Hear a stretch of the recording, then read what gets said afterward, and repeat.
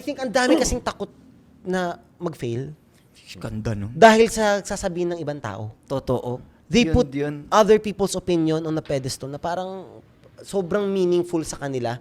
Yung to the point na hindi na sila magta-try dahil natatakot sila mabansagan ng failed sila or nagta-try hard sila or something like that.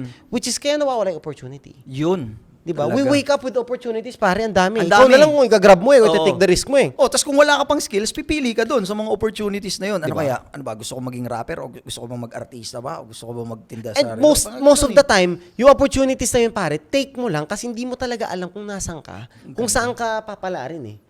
Ang dami, ilan negosyo na na-try namin, pare. Kita mo. Kinahanap lang namin yung saan kami papalarin. We would never even 1 year ago, you would ask me kung saan kami industriya papalarin, we wouldn't said na gentry talaga. Side hustle lang namin to, pare. Grabe, pero grabe yung ano, massive eh, no? Hindi mo masabi eh. Kaya Hindi sometimes, mo talaga masasabi. yung isang idea lang na pumasok sa utak mo, yun na pala yun. And then, hindi mo kinagat, hindi mo pinul yung trigger, kasi nga, nahiya ka. And pinaka-worst na reason is yun nga, kasi natatakot kang bansagan ka na failure, natatakot kang i-bash ka ng iba. Yun, alam mo, maraming takot sa basher. Yun actually, isa yun. Hindi ko alam kung ba't sila natatakot. Oo, Actually, I ano? feel bad sa basher, pare. Oo. Pero mo gigising yan para lang mainis sa'yo. Anong buhay yun, pare? Ikaw, nagpapakasaya ka. Tapos yung basher, gigising lang para mainis.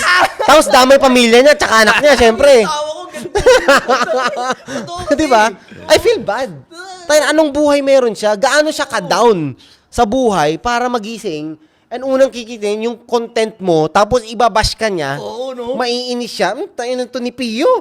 Ang yabang. Ano ulam? Nagagalit pa, di ba? Damay lahat. Mas magising ni Mapa. Bakit? Di ba? Hindi nila alam kung bakit. Tapos ikaw, tumatawa ka, nagkakapi ka, kasi natitikman mo na yung success. Totoo. Kaya hindi siya biro, guys. Kaya dapat talaga, ayun, kailangan never stop learning.